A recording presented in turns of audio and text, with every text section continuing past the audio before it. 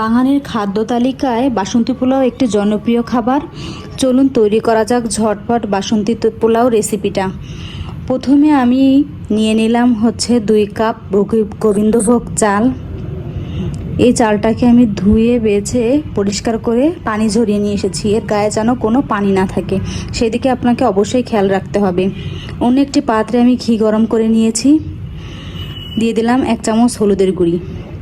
অনেকে ঘিটা কাঁচা অ্যাড করে চালের সঙ্গে মাখায়, আমি এখানে গরম করে হলুদ অ্যাড করে চালটাকে মাখিয়ে নেব। এর চালের মধ্যে ঢেলে দিলাম। এবার চালটাকে খুব আলতো হাতে মেখে নেব।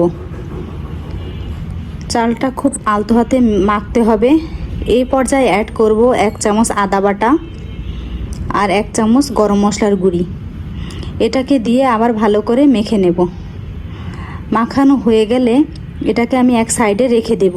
অন্য একটি পাত্রে তেল গরম করে নেব। তার মধ্যে দিয়ে দেব আস্ত কিছু গরম মশলা।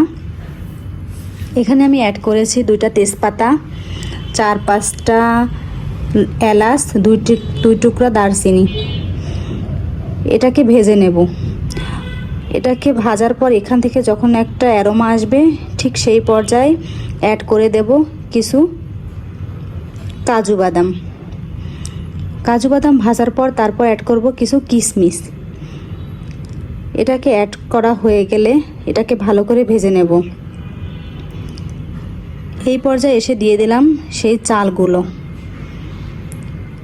চালগুলো দেওয়ার পর খুব আলতো হাতে আস্তে আস্তে নেড়েচেড়ে চালগুলোকে ভাজতে হবে।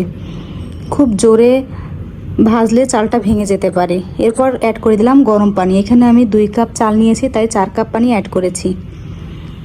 পানিটা টকবক করে ফুটে আসলে দিয়ে দিলাম স্বাদ মতো লবণ আর 1 চামচ চিনি। এই পর্যায়ে দিয়ে দিলাম 4-5টা কাঁচামরিচ। দিয়ে নেড়েচেড়ে ঢাকনা দিয়ে ঢেকে দিলাম। দেখুন খুব ঝটপট তৈরি হয়ে গেল ঝরঝরে বাসন্তী পোলাও। এই বাসন্তী পোলাওটা আপনি চাইলে চিকেন কষা বা মাটন কষা যে কোনো কিছুর সাথেই সার্ভ করতে পারবেন। ঘরে থাকা উপকরণ দিয়ে খুব সহজে তৈরি হয়ে গেল ঝরঝরে বাসন্তী পোলাও। ভিডিওটা কেমন লেগেছে অবশ্যই জানাবেন। দেখার জন্য ধন্যবাদ।